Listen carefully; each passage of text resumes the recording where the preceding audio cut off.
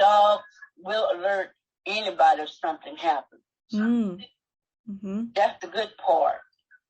Yeah.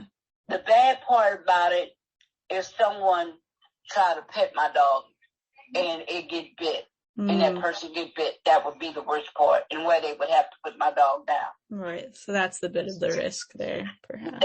That's the negative. Gotcha. Or in case someone take my dog, try to give her some food, and try to poison my dog. I would be angry. Yeah, understandably. And how do you think the process of finding housing for you and a pet would impact you? Or how did it impact you in the past? It was pretty much easy trying to find something, because it wasn't as bad as it was then as it is now. So what changed, do you think? What's different now? I think people who had dogs didn't take care of their animals. And didn't do anything. They just had the dog, fed the dog, cleaned it every now and then, and didn't take care of the dog. So, and the animals, they let their animal run loose inside the apartment, didn't try to clean it up, didn't try to do nothing. So that made them say that, hey, this person not taking care of this dog. We need to raise up, the fees so we can cover the damages that the dog can make in the apartment. That's the impact of it, and it's really sad because we don't need that. Right. If one person do something bad, it falls back on everybody else to make it bad for everyone else. Totally. And then how do you think the availability of housing that accepts pets in your community would impact a pet? Or how did it impact your pet? Well, not too many. There are areas here that accept pets. I don't think it would affect them that much. Because every time I go to someone who has a dog, the place is clean. So it doesn't, so there's minimum amount of effectiveness on that. Very minimum.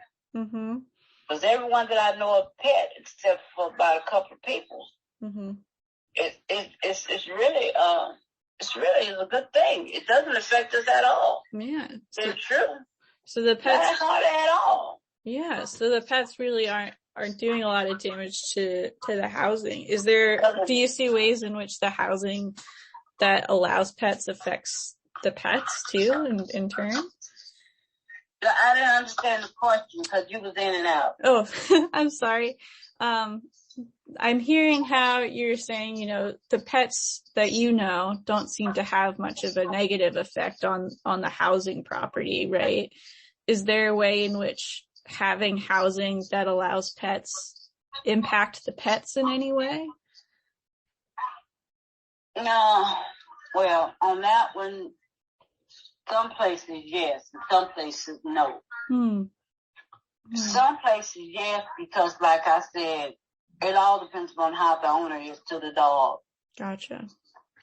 And no, well, it all depends on the owner of the dog. But then again, in all situations, it all depends on what the size of the dog as well. Because some places, like places we go, like just over here and other places, they would not allow you to have any kind of pits, German Shepherds, Rottweilers. You can't have those kind of dogs in housing. The dog is too big. Or boxers, they would not allow you to have those kind of dogs. Now,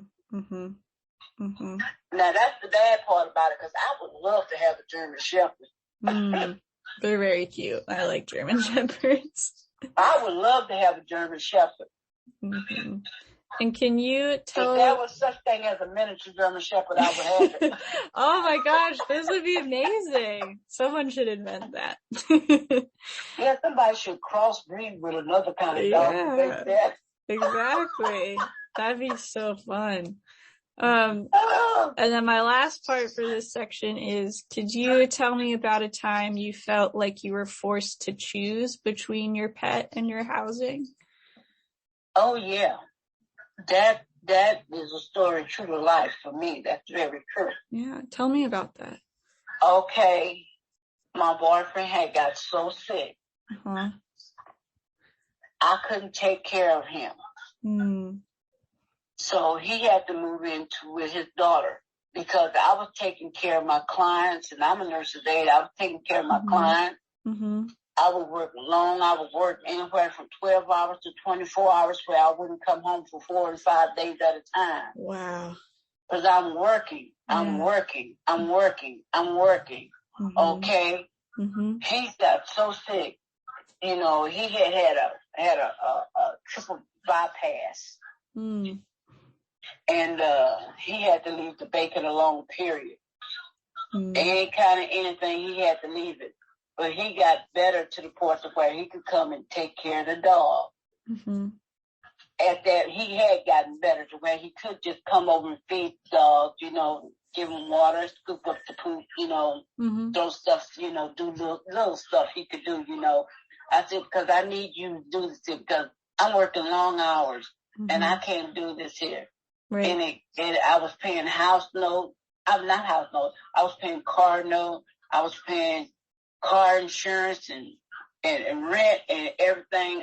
I couldn't no longer, even though I was working long hours, I couldn't make enough money to pay all my bills because I had an electric bill that was like $500 some odd dollars, and I was trying to pay that off and couldn't. So I would give him like a $75 at a whop, and the bill is steady growing. I said, I can't do this. I'm gonna have to move. I said, I need his help, and he can't help me because his daughter's taking care of him. I said, he can't come back and move back because she made it clear that her father was not coming back to me. I said, well, you know what? That's up to your dad because, you know, me and her never did get along. So I said, that was up to her dad, you know, to decide whether he wanted to come back to me or not. And so, you know, she said, oh, Dad's definitely not coming back to you. I said, well, you know what? If you don't, that's fine. If you do, that's still fine. Either way you go, I'm still going to make it. So I had to take my dog over to my cousin's house until I was able to I had to keep on working. I had to move to a cheaper apartment in order to do the things I needed to do in order to take care of my dog. But I was still making more money. I was making more money because I had a client I was working 16 hours for, and I had my weekend job. And with my other client, I had worked 16 hours. But on my days off, I had another job to where I was working on my days off. So I was working, you know, I was working. I was working. I was not, you know, like I said, 3 hours here, 4 hours here, you know. You know, I would work 10 hours on my weekend job, you know. I was working 16 hours here, you know, on the days when I was off, you know, in case my client didn't need me, you know, they go to Hawaii or something like that. I had another job to where I would work with them, you know, I would work like maybe about 6 hours for them out of a week. I kept 4 jobs at all times. Or, you know, I kept my full-time job and my little weekend job, you know. You know, I worked 10 hours for this job, you know, like when I get off of them, I had a client I worked for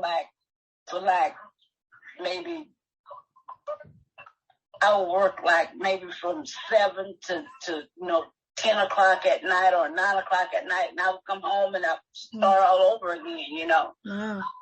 So, you know, I really didn't have time to take care of a dog, you know, so I finally saved up enough money to bring her back to Houston to my mom. So it was just hard, you know. I had built a cage for her and everything, you know. She had her dog house. She had her swimming pool. You know, my dog, all the things that my dog needed, to keep her warm, to keep her cool during the winter, during the summertime, to keep her warm. She had coats. She had everything she